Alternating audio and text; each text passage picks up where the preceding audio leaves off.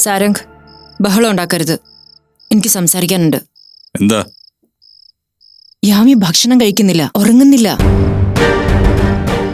അത് ചിലപ്പോ യാത്രയൊക്കെ കഴിഞ്ഞ എന്റെ ജെറ്റ്ലാഗോ മറ്റായിരിക്കും. സാരംഗിനെ അവള് മുറിന്ന് പുറത്താക്കിയത് ജെറ്റ്ലാഗാണോ? തനിയിരുന്ന് കരയുന്നതും ജെറ്റ്ലാഗാണോ? താൻ വീണ്ടും ചോദ്യം ചെയ്യാമെന്നാണോ? സാരംഗ് പ്ലീസ്, അവളുടെ കാര്യത്തിൽ എന്ത് കോംപ്രമൈസിനും ഞാൻ തയ്യാറാ. സാരംഗിന്റെ മുമ്പിൽ എത്ര വേണമെങ്കിലും ഞാൻ താഴാം. എന്താ അവൾക്ക് പറ്റിയത്? അവൾ എന്തെങ്കിലും കണ്ടു പേടിച്ചോ? ആരെങ്കിലും അവളെ ഭയപ്പെടുത്തിയോ? കുട്ടികൾ ചിലപ്പോ നമുക്ക് പിടുത്തം കിട്ടാത്ത രീതിയിൽ പെരുമാറും. ഈ ജനറേഷൻ അങ്ങനെയാ. അവൾ ഇത്രയും കാലം ജീവിച്ചത് ഒരു കുടുംബത്തിലാ. അവൾ കണ്ടതൊക്കെ നമ്മളെയാ, ഉൾക്കൊണ്ടതൊക്കെ നമ്മുടെ ശീലങ്ങളാ. അല്ലാതെ പുതിയ ജനറേഷൻ ഇങ്ങനെയാന്ന് പറഞ്ഞ് നമുക്ക് കൈയൊഴിയാൻ പറ്റുമോ? യാമി മോളുടെ പെരുമാറ്റത്തിൽ എനിക്കും ചില വ്യത്യാസങ്ങൾ തോന്നി. അതെന്തായാലും ഇവിടെ വന്നതിന് ശേഷമാ. സോ എനിക്ക് പ്രത്യേകിച്ചൊന്നും പറയാനില്ല. അവളെ ഇനി എന്താ ചെയ്യണ്ടേ? സൈക്യാട്രികള് എന്റെ ഏതെങ്കിലും ഫ്രണ്ട്സിനോട് സംസാരിച്ചാലോ? മതി, അവളെ ഭ്രാന്തിയാക്കാൻ നോക്കണ്ട. അവൾക്ക് അങ്ങനെ ഒരു പേരെഴുതി ഒട്ടിക്കാൻ എളുപ്പമാ. പക്ഷെ അവളുടെ ഭാവിയിൽ നിന്നത് പിന്നെ മാറില്ല. Sarang, be practical Maithili, and you are a doctor. മരുന്ന് എഴുതി കൊടുക്കുന്ന രോഗിയോട് അറ്റ്ലീസ്റ്റ് 1-2 ദിവസം അത് ഫോളോ ചെയ്യാൻ പറയില്ലേ? അതിനുശേഷമല്ലേ റിസൾട്ട് നോക്കുക. ഇതും അതുപോലെയാ. പക്ഷേ സാരംഗ്, മതി. എന്തു പറഞ്ഞാലും തർക്കം, രാവും പകലും തർക്കം, എന്തിനെ ചൊല്ലിയും തർക്കം. ഞാൻ അതാ പറഞ്ഞത്, ഇത് തന്നെയാണ് യാമിയുടെ പ്രശ്നവും. ഇത് കണ്ട് കണ്ട് കണ്ട്. സാരംഗ്, ശബ്ദം ഉയർത്തല്ലേ. അത് കേൾക്കുമ്പോ അവള് വീണ്ടും പ്രശ്നം ഉണ്ടാക്കും. സാരംഗ്, എന്നെ തോൽപ്പിച്ച് സാരംഗ് അവളെ ചേർത്ത് പിടിക്കുമ്പോ എന്നെ തോൽപ്പിക്കാനാണെങ്കിലും അവളെ നോക്കിക്കൊള്ളുന്ന ഞാൻ കരുതിയത്. പക്ഷെ ആ കാര്യത്തിൽ സാരംഗ് തോറ്റു. സാരംഗ് പോയി റെസ്റ്റ് എടുത്തോളൂ. സാരംഗിന് റെസ്റ്റ് ആവശ്യമാ.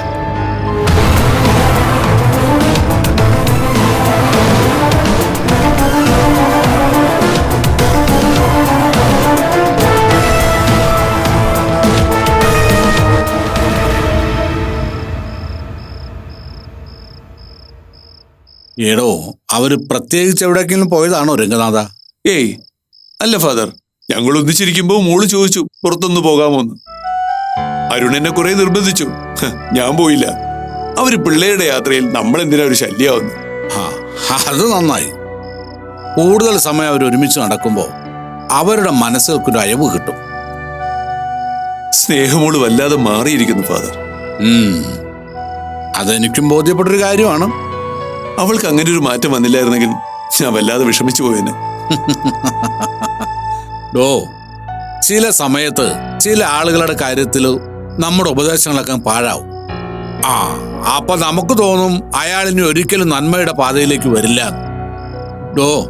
ഒരു കാര്യം താൻ മനസ്സിലാക്കിക്കോ, 1000 ഉപദേശങ്ങൾ പുറത്തു നിന്ന് കേൾക്കുന്നതിനേക്കാൾ നല്ലതാ നമ്മുടെ മനസ്സ് നമ്മളോട് ചോദിക്കുന്ന ചില ചോദ്യങ്ങളും അതിന് നമ്മൾ കണ്ടെത്തുന്ന ഉത്തരങ്ങളും. സ്നേഹമോളുടെ കാര്യത്തിൽ അത് തന്നെയാണോ സംഭവിച്ചത്? അവളുടെ ജീവിതത്തെക്കുറിച്ച് അവൾ ചിന്തിച്ചു. ആരും പറഞ്ഞു കൊടുക്കാതെ അവൾ അതങ്ങ് തിരുത്തി. ഇപ്പൊ അരുണ് ഹാപ്പിയാണ്, അവളെ ഹാപ്പിയാണ്. ഇപ്പൊ അരുണിന്റെ മുഖത്തുള്ള ചിരിയില് എനിക്കത് വ്യക്തമാണ് ഫാദർ. സ്നേഹയുമത്തുള്ള ജീവിതം അരുൺ നന്നായി എൻജോയ് ചെയ്യാൻ തുടങ്ങിയിരിക്കുന്നു. അപ്പൊ കഴിഞ്ഞില്ലടോ പ്രശ്നം. കുട്ടികൾ എൻജോയ് ചെയ്യട്ടെ, അവരുടെ പ്രായതല്ലടോ. എന്നാലും ഇടയ്ക്കിടയ്ക്ക് ചില മാറ്റങ്ങൾ കാണുമ്പോൾ പേടിച്ചു പോകും. സ്നേഹിക്കുന്നവർ തമ്മിൽ വഴക്കുണ്ടാവുന്നത് വലിയ പ്രശ്നമുള്ള കാര്യമൊന്നുമല്ല. ആ വഴക്ക് അങ്ങനെ അങ്ങ് തീരും തനിയെ. സ്നേഹിക്കുന്നത് ആത്മാർത്ഥമാണെങ്കിൽ. എന്താ, അങ്ങനെയല്ലേ? രംഗനാഥൻ കുഴപ്പമില്ലാതെ ജീവിതം നയിച്ച ഒരാളാണ് ഞാൻ മനസ്സിലാക്കിയിട്ടുള്ളത്. ഒരിക്കൽ പോലും ഭാര്യയോടൊന്ന് പിണങ്ങിയിട്ടുമില്ല. എന്തെങ്കിലും കാര്യത്തിനൊരു അഭിപ്രായ വ്യത്യാസവും ഉണ്ടായിട്ടില്ല. അങ്ങനെയാണ് നിങ്ങളെക്കുറിച്ച് ഞാൻ മനസ്സിലാക്കി വെച്ചിട്ടുള്ളത്. അങ്ങനെ പറയാൻ പറ്റില്ല ഫാദർ, അഭിപ്രായ വ്യത്യാസങ്ങളൊക്കെ ഉണ്ടായിട്ടുണ്ട്. എടോ, കറുത്ത വറ്റില്ലാതെ ചോറില്ല എന്ന് പറയാറില്ലേ? അതുപോലാണ് ചില കാര്യങ്ങൾ. ഇനി താൻ നോക്കിക്കോ, ആ ചിന്ത ഇനി നമ്മളിൽ നിന്നൊക്കെ അങ്ങ് വിട്ടുമാറും. അവരുടെ കുഞ്ഞു ജനിക്കുമ്പോൾ ഇനി പൂർണ്ണമായും അവരിലേക്കും കുഞ്ഞിലേക്കും അവർ ചുരുങ്ങും. ഇപ്പൊ എന്ത് കാര്യത്തിനും എൻ്റെ അടുക്കലേക്ക് ഓടി വരുന്ന ഒരു ശീലം ഉണ്ടല്ലോ അരുണിന്, അതിനും മാറ്റം വരും. ഏയ്, ഫാദറിനെ ഒഴിവാക്കിയിട്ട് അരുണിന് ഒരു കാര്യമില്ല. ഒഴിവാക്കുക എന്നുള്ളത് ആ അർത്ഥത്തിലല്ലടോ ഞാൻ പറഞ്ഞത്. ഇപ്പോ ഞാൻ ഈ ഇടവകയിൽ നിന്ന് മാറി മറ്റൊരു സ്ഥലത്തേക്ക് പോകുകയെന്ന് കരുതുക. ഇത്രയും കാലം ഞാൻ ഉണ്ടാക്കിയ ബന്ധങ്ങളും ഇവിടെയുള്ള ആളുകളുടെ സ്നേഹവും ഒറ്റയടിക്ക് മറന്നുപോയതുകൊണ്ടാണോ? അല്ല, പോയ സ്ഥലത്ത് എനിക്ക് ആവശ്യത്തെക്കാൾ കൂടുതൽ ജോലി ഉള്ളത് കൊണ്ടാ. ഒരുപക്ഷെ തിരിച്ചിവിടെ വരാനോ പഴയ ആളുകളെ കാണാനോ പറ്റില്ല എന്ന് വരും. ജീവിതം വലിയൊരു യാത്രയല്ലേടോ, അതിങ്ങനെ പോയിക്കൊണ്ടേയിരിക്കും. ഇടയ്ക്കൊക്കെ ഒന്ന് ശങ്കിച്ചു നിൽക്കുന്നത് നമ്മളാ. കൂട്ടത്തിൽ ഒന്ന് ചോദിച്ചോട്ടെ ഫാദർ, മൈഥിലിയുടെ അവസ്ഥ എന്താ? മൈഥിലിയുടെ ഭർത്താവ് പൂർണ്ണമായിട്ട് അവളിൽ നിന്ന് അകന്നു, അതൊരു സത്യ. മൈഥിലിയിലെ ഭാര്യ ചിലപ്പോൾ അവിടെ അവസാനിച്ചേക്കാം. പക്ഷെ മൈഥിലി എന്ന് പറയുന്ന ഒരു അമ്മയുണ്ട്. ആ അമ്മയ്ക്ക് ചുമതലകൾ ഒരുപാടുണ്ട്. എന്നാലും ഞാൻ കുറച്ചു മുമ്പ് പറഞ്ഞില്ലടോ, നമ്മളൊക്കെ ഓരോ തോണിയിൽ ഇങ്ങനെ യാത്ര ചെയ്തുകൊണ്ടിരിക്കും. ഇടയ്ക്ക് ചില ആഴങ്ങളും ചുഴികളും ഒക്കെ ഉണ്ടാവും. പക്ഷേ വിധിച്ചിരിക്കുന്ന സ്ഥലം വരെ യാത്ര ചെയ്യാൻ നമ്മൾ ഓരോരുത്തരും നിർബന്ധിതരാണ്. അക്കാര്യത്തിൽ നമ്മൾ ആർക്കും ഒരു വ്യത്യാസവുമില്ല. പിന്നെ മൈഥിലിയുടെ നന്മയ്ക്കുള്ള കൂലി, അത് ദൈവത്തിന്റെ കരുതൽ ശേഖരത്തിൽ അവൾക്ക് ഉറപ്പായിട്ടുണ്ടാവും. അത് കൃത്യമായിട്ട് മൈഥിലിക്ക് കിട്ടുകയും ചെയ്യും.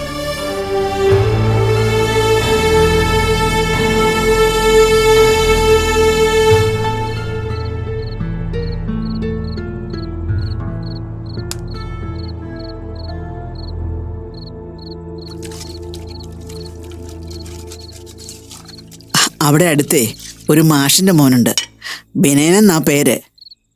വില്ലേജ് ഓഫീസിലോ മറ്റോ ആണ് ജോലി. നല്ല ചെക്കനാ. മാഷിന്റെ ഭാര്യ എന്നെ കണ്ടപ്പോ ആവണിയുടെ കാര്യം കുറെ നേരം ചോദിച്ചു. അവള് പഠിക്കുകയാണെന്ന് പറഞ്ഞപ്പോ മോന് കല്യാണം ആലോചിക്കുകയാണെന്നും ആവണി ഒന്ന് ആലോചിക്കട്ടെ എന്നൊക്കെ പറഞ്ഞു. എന്നിട്ട് അമ്മായി എന്തു പറഞ്ഞു?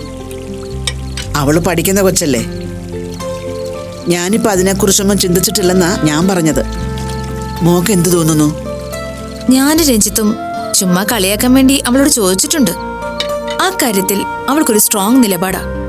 ഒരു ജോലി കിട്ടി സമ്പാദിച്ച് അമ്മയെ സുരക്ഷിതയാക്കിയിട്ടല്ലാതെ കല്യാണം കഴിക്കില്ലെന്നായിരുന്നു അവളുടെ പിടിവാശി. നമ്മൾ വിചാരിക്കുന്നതൊക്കെ അതേപോലെ നടക്കണമെന്നില്ലല്ലോ. എന്തായാലും അമ്മ ഈ വരവില് ഈ കാര്യം അവളോട് പറയാൻ നിൽക്കണ്ട. അവള് ചിലപ്പോ ബഹളം വയ്ക്കും. പിന്നെ മാഷിന്റെ വീട്ടുകാരുടെ ഭാഗത്ത് നിന്ന് സീരിയസ് ആയിട്ടൊരു അപ്രോച്ച് വരികയാണെങ്കിൽ നമുക്ക് അവളെ കൊണ്ട് സമ്മതിപ്പിക്കാം. ഏതെങ്കിലും ഒരാളെ പിടിച്ചേൽപ്പിക്കുമ്പോഴല്ലേ നമുക്കൊരു സമാധാനം കിട്ടണേ. ഇല്ല, ഞാൻ വച്ചിട്ടില്ല. ചേട്ടനെ എടുത്തു, ഞാൻ കണ്ടതാ. അയ്യോ, എന്താ അത്? അവണി വെറുതെ കള്ളം പറയല്ലേ. ഇല്ല, ഞാൻ മാറ്റിയിട്ടില്ല. കണ്ടോ ചേച്ചി, ഞാൻ ബോർഡിൽ നിന്ന് കണ്ണു മാറ്റിയപ്പോ ചേട്ടൻ കള്ളക്കളി കളിച്ചു. നീ ചുമ്മാ പറയല്ലേ. ഇരുന്ന കളങ്ങളിലൊക്കെ കരുക്കള് കൃത്യമായിട്ട് ഇരിക്കുന്നുണ്ട്. പിന്നെ ഞാൻ എന്ത് മാറ്റി വെച്ചെന്നാ? തോൽക്കാറായപ്പോ കരുതിക്കുട്ടി ചെയ്തതാണോ? എനിക്ക് ദേഷ്യം വരുന്നുണ്ടേ. മോനെന്തെങ്കിലും ചെയ്താൽ തന്നെ നിനക്കെന്താടി? കളിക്കാൻ വിളിച്ചാ നീ കൂടെ കളിച്ചാ മതി, തർക്കിക്കാനൊന്നും പോകണ്ട. അതുകൊള്ളാം, കളിക്കൊരു നിയമമില്ലേ അമ്മയ്ക്ക് അറിയണ്ടെന്ന് വെച്ചിട്ട്. എനിക്ക് അറിഞ്ഞുകൂടാ. ഇനി നീ കളിക്കാൻ വേണ്ട, ഓടിയപ്പുറത്ത്. ഇപ്പൊ എങ്ങനെയുണ്ട്? സമാധാനം കിട്ടിയോ രഞ്ജിത്തിന്? അല്ല, സത്യത്തിൽ സാറ് കള്ളക്കളി കളിച്ചോ? ഇല്ലടോ. ശരി, ഇപ്പൊ കണ്ടീഷൻ എന്താ? ഇതിലിപ്പോ ആര് ജയിക്കാനാ സാധ്യത? അങ്ങനെ ചോദിച്ചാ കുറച്ച് സാധ്യത അവക്കാ. അപ്പൊ കള്ളക്കളി നടന്നു. എന്റെ അമ്മായി, തോൽക്കാൻ പറ്റില്ല, അത്രയുള്ളൂ പ്രശ്നം. ആവണി, നീ സമ്മതിച്ചു കൊടുക്കൊന്നും വേണ്ട. നീ കളിച്ച് ജയിച്ചിട്ട് തന്നെ പോയാ മതി. വേണ്ട മോളെ. അമ്മായി ഒരു കാര്യം ചെയ്, കുറച്ചു നേരം ഇവിടെ ഇരുന്ന് ഈ കളി എന്താണെന്നൊന്ന് കാണ്. അങ്ങനെയാണെങ്കിൽ ചേച്ചിയും പോണ്ട, ചേച്ചി നിക്ക്. എന്നെ ശിക്ഷിക്കണ്ടടി, ഞാനിത് ഒരുപാട് കണ്ടിട്ടുള്ളതല്ലേ. എന്നാലും നിക്ക്.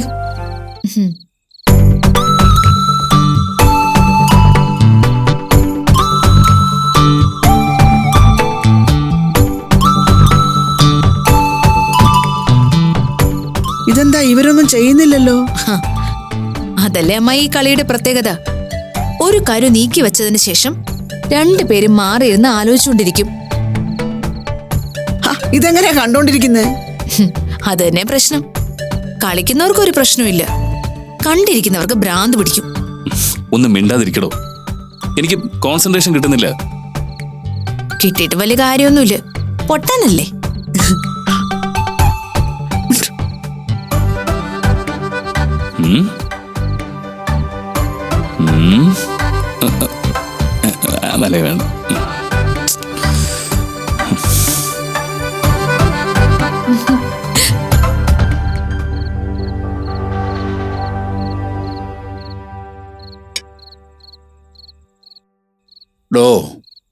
പിള്ളേര് ഇനിയും വൈകുന്ന തോന്നുന്നേ. എന്നാ പിന്നെ ഞാൻ ഇറങ്ങാൻ നോക്കട്ടെ. എന്താ തിരക്ക്? അവര് വന്നിട്ട് ഇറങ്ങിയാ പോരെ? പോരാ, പോയേ പറ്റൂ. ഇപ്പൊ കുറച്ചു ദിവസമായിട്ട് രാത്രിയിൽ ഉറക്കം ശരിയാവുന്നില്ല. ഇനിയിപ്പൊ താനിത് അരുണിനോടൊന്നും പറയാൻ നിൽക്കണ്ട, അവന് വിഷമാവും. അവൻ ഇങ്ങോട്ട് പോന്നതിന് ശേഷം ശരിക്കും ഉറങ്ങിയിട്ടില്ല എന്ന് പറയുന്നതാ സത്യം. കുറെ കാലമായിട്ട് പൊരുത്തപ്പെട്ടു പോകുന്നതല്ലേ. അതിൽ നിന്ന് ഒരാൾ കൊഴിഞ്ഞു പോകുമ്പോ പെട്ടെന്നൊരു ബുദ്ധിമുട്ട് വരും. എനിക്കത് മനസ്സിലാവും ഫാദർ. പക്ഷേ അരുണിനെ സ്നേഹിക്കും ഫാദറിന്റെ കൂടെ താമസിക്കാൻ പറ്റില്ലല്ലോ. ഈയിടോ ഞാനൊരു പരാതി പറഞ്ഞതല്ല, പറഞ്ഞത് എൻ്റെ ഒരു അവസ്ഥയാ. ഇനിയിപ്പൊ അതൊരു ചർച്ചയ്ക്കൊന്നും വഴിവെക്കണ്ട. ഇപ്പൊ പോയി കിടന്നാ കുറച്ച് കഴിയുമ്പോ ഒന്ന് കണ്ണുവലി. എന്നാലോ അതൊട്ട് അധികം നേരം ഉണ്ടാവൂല്ല. എങ്കിൽ പിന്നെ ഞാൻ അങ്ങോട്ട് ഇറങ്ങട്ടെ.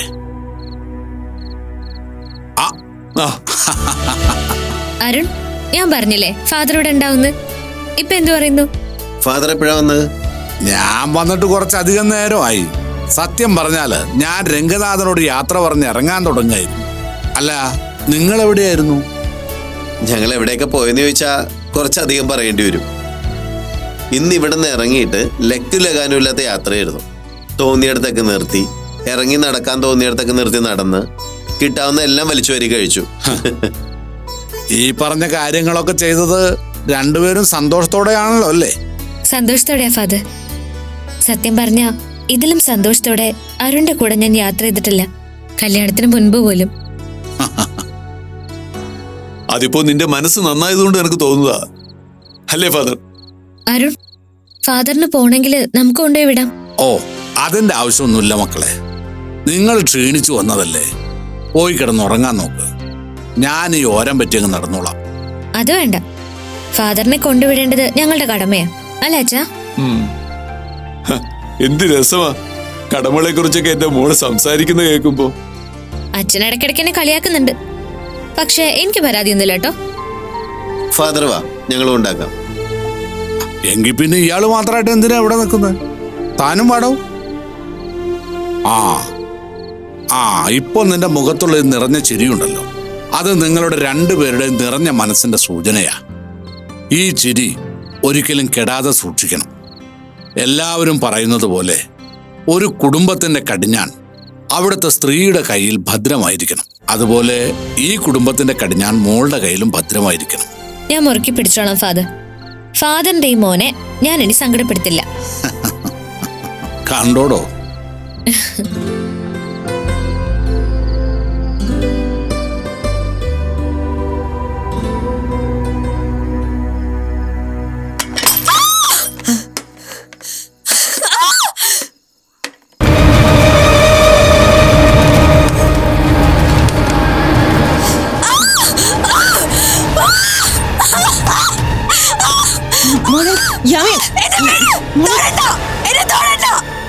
യമി, എന്താ മോളെ നിനക്ക് പറ്റിയേ? അമ്മയോട് പറ എന്താ പറ്റിയെന്ന്.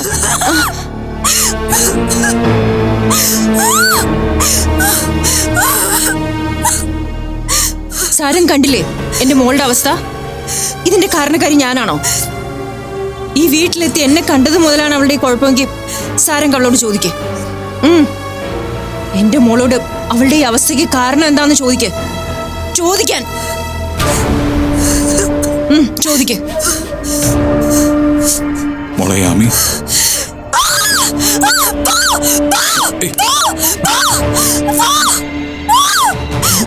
മോളെ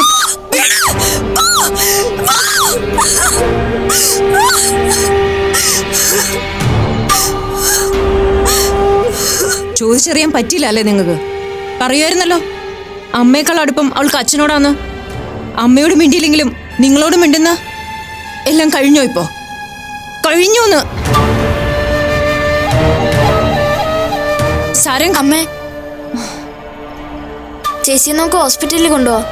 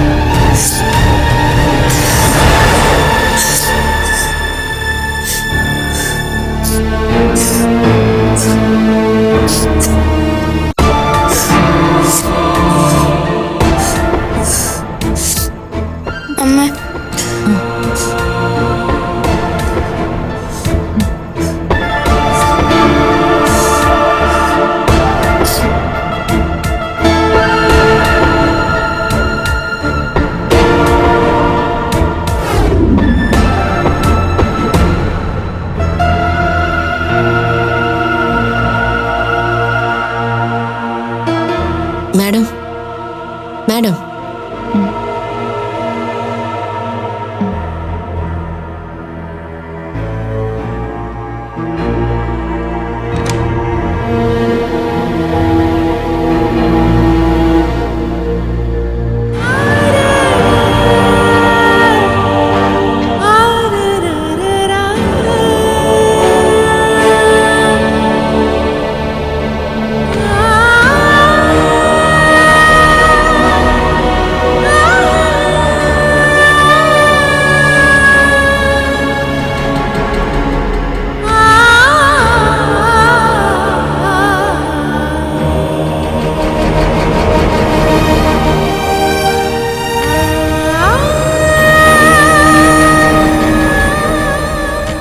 മാഡം, മോൾ എപ്പോഴാ ഉറങ്ങിയത്?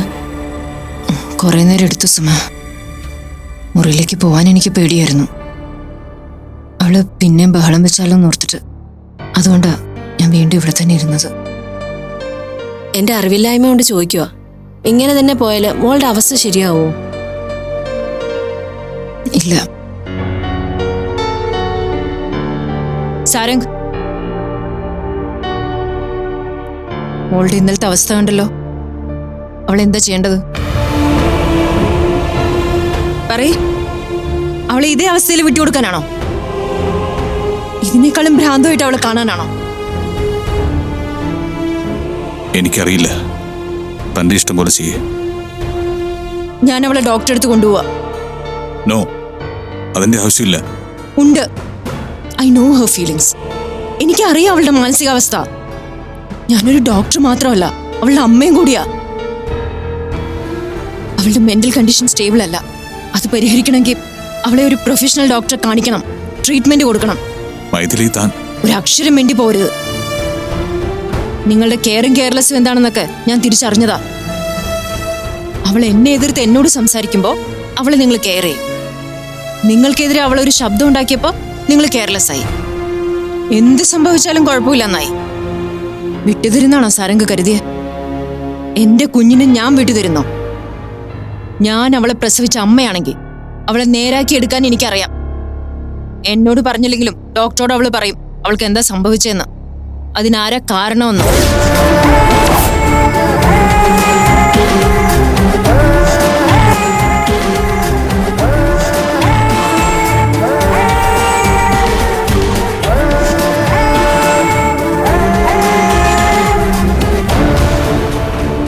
സുമ, പെട്ടെന്ന് ഭക്ഷണം റെഡിയാക്ക്. മോൾ ഉണർന്നാൽ ഞങ്ങൾക്ക് പോണം. ശരി മാഡം.